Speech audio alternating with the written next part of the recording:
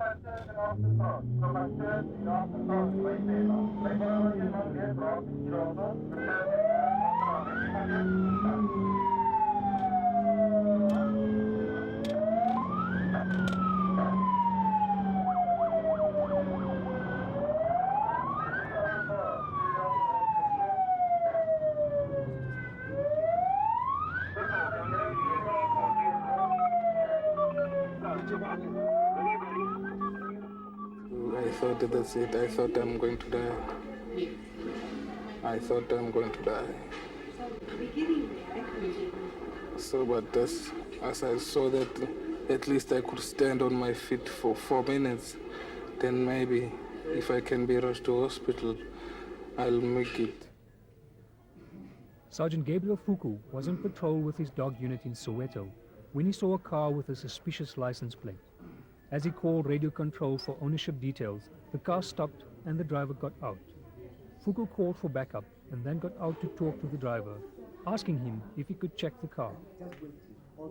Just as we were about to reach the boot, he jumped out of the way in front of me, and the left passenger door opened, and just automatic fire, gunfire, and I was first hit in my mouth twice. And when I tried to draw my gun, but after a while, he shot me on my left hand and left leg. I went into an open yard. There were no gates there. The guy followed me, still shooting. And then I turned on the shotgun, looked at him. He stood, take a aim, and he shot me. His last shot was on my right shoulder. Fuku was lucky. 60 police have already been killed in the first 3 months of this year. In South Africa, police are 3 times more likely to die than members of the population. Gauteng province has the highest number of police fatalities, with central Johannesburg, Soweto and the East Rand bearing the greatest losses. We spent time with the police who are in the front line of the crime battle, the flying squad.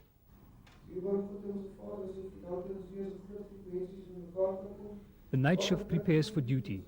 They don't take any chances. The procedures are standard and strict. We leave the flying squad unit in the company of Sergeant Toit and Constable Abrams. When I came to the flying squad, due to the stress, I don't know, eventually I started smoking, and I used to hate smoking. And I started drinking. While I'm sitting here, I'm thinking of my wife and my baby boy, 2 years old. I would enjoy to be a police officer for the rest of my life. If that is okay with you, but for now, I would say being a police officer is one of the best things in my life. It's one of the best things in my life. And, you feel powerful, you feel alive, you feel you want to be there for people, you want to help people. You feel like responding to everything, even though it's a fighting. Just to be a success and be productive, to do something for the country and the fellow people. Before we have a chance to settle in, a call comes in on the radio. We race back to the unit. Let's understand now, we got a bulletin that they shot at the gate guard. I don't know whether he got injured or not, but we're going there to give help. Parked and post, heard the first shot, jumped up and okay, he was coming with a hell of a speed. Three more shots after each other, you know, tap, tap, tap, tap. Went off, I couldn't see what type of car it is. His car was in that direction down off my to downside. And I don't know if it's directed to me, to the cars, or just playing in the road, same, you know, playing with your firearm or whatever.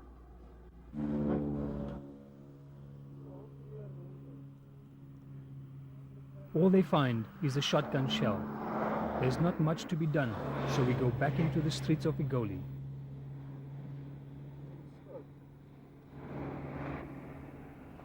It's you and death. And then there's just a thin line between you two, and you just have to make a split decision. Most of the policemen, from our side or from our point of view, is just live for the day of tomorrow. You don't know what's going to happen next. You might lose your life. You might be shot at. You can just live for the moment and for tomorrow.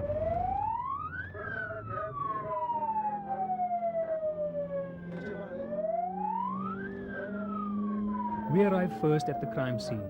A man has been shot by unknown assailants and he lies in the street, fatally wounded. Outside, there's really nothing much we can do. Just to check to stop the bleeding and keep the man stable, okay? We called for medical assistance already, they're on their way.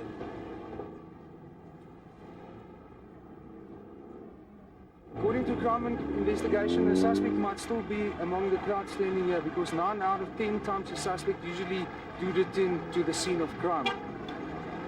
There's not really much we can do about it. Don't go about and search everybody. The person is not going to make it. Or he passed away already.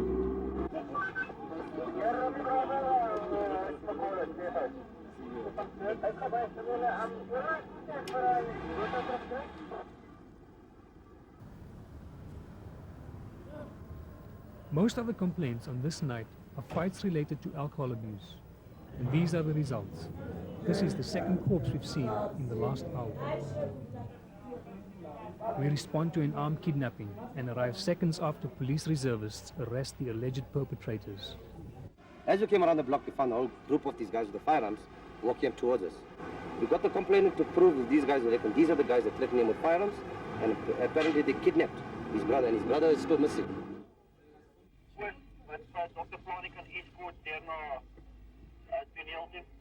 After refueling the car, the next radio call comes in. A policeman has been shot while pursuing suspected robbers.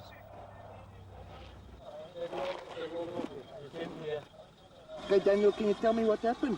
Yeah, we were coming down, all of us, you know. So the man was shooting, you know. So we jump out and we hide here.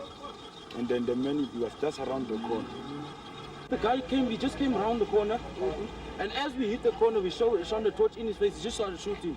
You know, this bloody area is getting more worse and worse. Yeah. Police accept that theirs is a high-risk occupation, but constant exposure to death is traumatic, particularly if it's your partner. I just hear a shot, the sound of a gun. Then I was wearing my glasses. Then I just pulled off my glasses and I went down in the car. Then the second shot went off and that shot just passed me behind my head, just knocked me and it went through. Then it caught my friend here. It affected me a lot because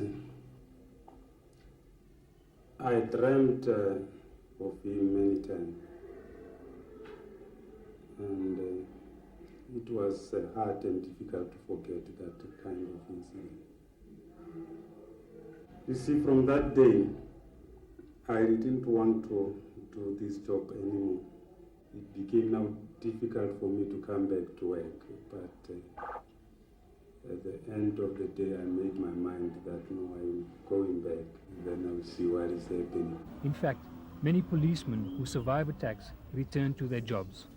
Sergeant Moses Maluke left his office one day to buy some lunch and was shot by 2 unknown men while getting into his police vehicle. One of them grabbed me both arms, and other one grabbed me both legs, so I couldn't turn.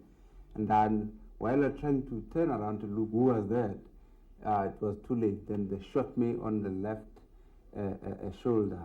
And then, but that time then I collapsed, fell on the ground, and I tried to cry for help. Nobody came out by that. Then they took my service firearm.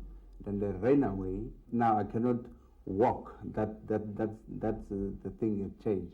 But when it comes to mind, nothing has been taken out from my mind. I'm still living everything I had. Police are targeted by criminals and attacked for a variety of reasons. In the East Rand, there were 73 attacks on police so far this year. You'll find that a policeman is being killed or robbed his firearm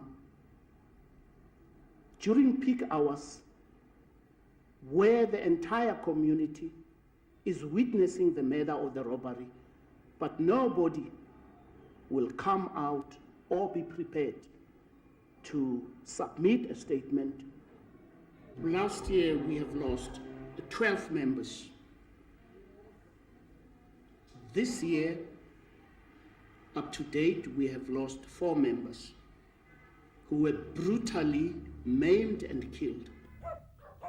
In the end, the danger, the low pay, the stress, and the long hours take their toll. I don't think I'll be a policeman for too long, because it's definitely emptying you. It's taking everything out of you, and it's leading to a dead end eventually. Well, you're human, you're always afraid, but you must, it's part of the job, you must do it. You can't show it nothing. Are you going to go back to your job once you're better? Yes, I will. I will. I'm going back to myself. I miss my dog now. I think I'll die being a policeman.